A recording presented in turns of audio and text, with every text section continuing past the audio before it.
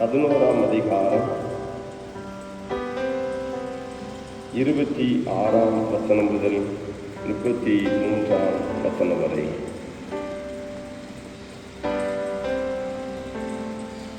சேராதா ஊரிலுள்ள எப்ராயிம் மனுஷனாகிய நேபாத்தின் குமாரன் யெரொபெயாம் என்னும் சாலமோனின் ஊழியக்காரனும் ராஜாவுக்கு விரோதமாய் கையெடுத்தான். அவனுடைய தாய் செருகாள் என்னும் பேருள்ள ஒரு விதவை. அவன் ராஜாவுக்கு விரோதமாய் கையெடுத்த முகாந்திரம் என்னவென்றால், சாலமோன் மில்லோவை கட்டி தன் தகப்பனாகிய தாவீதுடைய நகரத்தின் இடிந்து போன இடங்களை பழுது பார்த்தபோது யெரொபெயாம் என்பவன் பராக்கிரமசாலியாயிருந்தான். அவன் காரிய சமர்த்தனான வாலிபன் என்று சாலமோன் கண்டு யோசேப்பு வம்சத்தாரின் காரியத்தை எல்லாம் அவன் விசாரிப்புக்கு ஒப்புவித்தான்.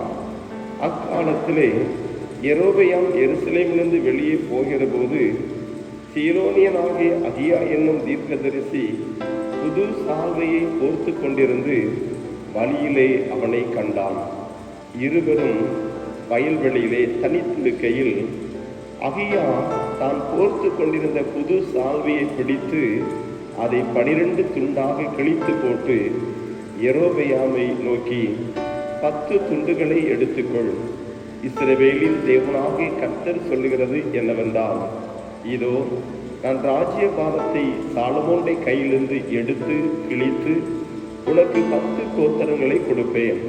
ஆனாலும் என் தாசனாகிய தாவீதுக்காகவும் நான் இஸ்ரவேல் கோத்திரங்களில் எல்லாம் தெரிந்து கொண்ட எருசலேம் நகரத்துக்காகவும் ஒரு கோத்திரம் அவனுக்கு இருக்கும்.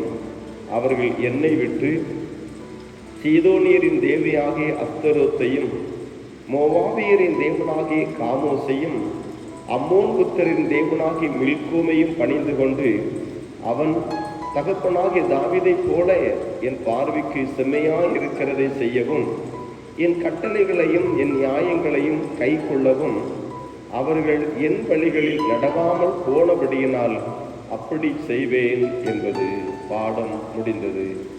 கிறிஸ்துக்குள் அன்பானவர்களே, ஆண்டவரும் இரட்சகருமாக இயேசு கிறிஸ்துவின் இனிதான நாமத்தினாலே உங்களை அன்போடு வாழ்த்துகிறேன். இந்த புதிய நாளிலே ஆண்டவருடைய அளவில்லாத இரக்கங்களும் கிருபைகளும் நிறைவாய் பெருகுவதாக. அன்புக்குரியவர்களே, வாசிக்கப்பட்ட இந்த திருமறை பகுதியிலே 1 ராஜாக்கள் 11ஆம் அதிகாரத்தின் 26ஆம் வசனம் முதல் 33ஆம் வசனம் வரை அடங்கிய ஆண்டவருடைய வார்த்தைகளை கவனிக்கும் பொழுது, தாவீதனுடைய வாழ்விலே ஆண்டவர் தாவீதிடத்தில் எதிர்பார்த்தபடியெல்லாம் அவர் வாழ்ந்திருந்தார். தன் வாழ்க்கையிலே ஒரு சில இடங்களிலே தவறுகள் செய்தாலும் ஆண்டவருக்கு துரோகம் செய்யாத ஒரு வாழ்க்கை. பாவம் உணர்த்தப்பட்ட பொழுது உடனடியாக தன் வாழ்க்கையை ஆண்டவருக்கென்று அர்ப்பணித்து விட்ட ஒரு வாழ்க்கை தான் தாவீதனுடைய வாழ்க்கை.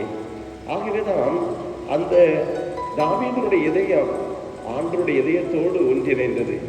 ஆகவேதான் ஆண்டவர் சொன்னார், தாவீது என் இருதயத்துக்கு ஏற்றவன் என்று சொன்னார். ஆனால் அவருடைய சந்ததியை கற்புப்பிறப்பாகிய சாலமோனுடைய வாழ்க்கையை பார்க்கும் பொழுது, சாலமோனுடைய வாழ்க்கையிலே எப்படி வாழ்ந்தார் என்றால், தகப்பன் நடந்த வழிகளில் அவர் நடக்கவில்லை. அவருடைய வாழ்க்கையிலே ஆண்டவருக்கு துரோகம் செய்ததை இது 33ஆம் வசனம் சொல்லுகிறது. ஆகவே பார்வைக்கு செம்மையாயிருக்கிற செய்யவில்லை, ஆண்டவருடைய கட்டளைகளையும் நியாயங்களையும் கை கொள்ளவில்லை. அவர்கள் ஆண்டவருடைய வழிகளில் நடவாமல் போனார்கள் என்று பார்க்கிறோம். இப்படி கர்த்தருடைய பாதையை விட்டு வழி விலகி போகும் பொழுது என்ன நடக்கும் என்று சொன்னால், ஆண்டவர் அங்கே விரோதிகளை எழுப்புகிறார். நேற்று தினத்திலே கவனித்தோம். 14ஆம் வசனத்திலே ஏதோமியனாகிய ஆதாத்தின் விரோதி எழுப்பினான். அதனோடு மட்டுமில்லை, 23ஆம் வசனத்திலே எலியானாவின் குமாரனாகிய ரேசோன் என்னும் வேறொரு விரோதி எழுப்பினார். இப்பொழுது பார்க்கும் பொழுது 26ஆம் வசனத்திலே பார்க்கும் பொழுது யெரொபெயாம் என்னும் அங்கு சாலமோனின் ஊழியக்காரனும் ராஜாவுக்கு விரோதமாய் கையெடுத்தான். வெளியிலிருந்து 2 விரோதிகள் வந்தார்கள். இப்பொழுது சாலமோனுடைய அரண்மனைக்குள்ளேயே ஒரு விரோதி எழுப்புகிறான். அவன் ராஜாவுக்கு விரோதமாக கையெடுக்கிறான் என்று திருமறை சொல்கிறது. அப்படியானால் நாம் அறிந்து கொள்ள வேண்டிய காரியம், ஒரு மனிதன் கர்த்தரை விட்டு தூரமாய் போறதுனால எவ்வளவு பிராபலங்கள் சந்திக்கிறார் என்பதை பார்க்க முடிகிறது. அது ஒரு மனிதன் நியாயமாய், நீதியாய், உண்மையாய் வாழ்ந்தால் அவருடைய சந்ததிக்காக ஒரு கோத்திரத்தை நான் வைப்பேன் என்று ஆண்டவர் கொடுக்கிறார் என்று சொன்னால், எவ்வளவு உண்மையாய் நேர்மையாய் வாழ்ந்த மனிதர்களுக்கு ஆண்டவர் கொடுக்கின்ற பரிசு என்பதை நாம் பார்க்க முடிகிறது.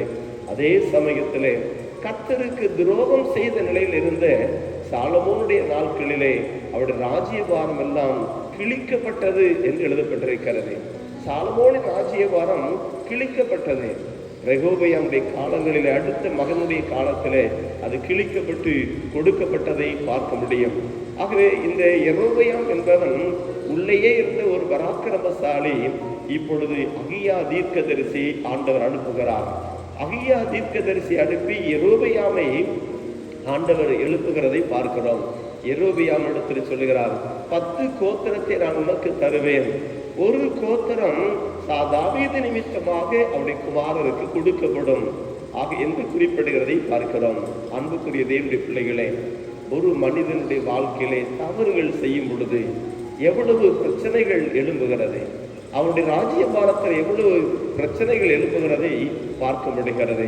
ஆக வெளியிலிருந்து வந்த 2 விரோதிகள், இப்பொழுது உள்ளே இருந்து வந்த இன்னொரு விரோதி, இந்த விரோதிகள் நிமித்தமாக சாலமோனுடைய அரசாட்சியினுடைய நிலைகளிலே தடுமாற்றம் காணப்படுகிறதை பார்க்க முடிகிறது. ஆகவே காலங்கள் வந்த பொழுது தேவனமாக 12 கோத்திரம் அது உடைக்கப்பட்டு 10 கோத்திரமாக, மற்ற 2 கோத்திரங்களாக 2 ராஜ்யங்களாக பிரிந்து போனது. யூதா அரசு என்றும் இஸ்ரவேலின் அரசு என்றும் 2 கோத்திரங்களாக பிரிக்கப்பட்டு விட்டதை பின்னாட்களிலே நாம் பார்க்க முடிகிறது.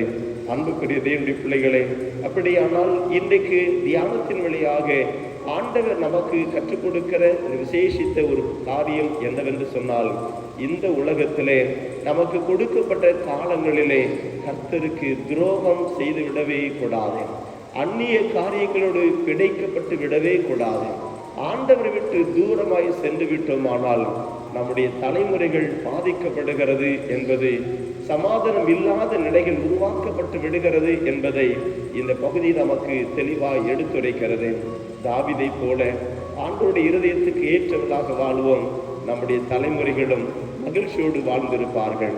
அப்படிப்பட்ட ஒரு விசேஷித்த ஒரு நன்மைகளை ஆண்டவர் நமக்கும் நம்முடைய சந்ததிகளுக்கும் ஆண்டவர் நிறைவாய் தந்தருள்வாராக.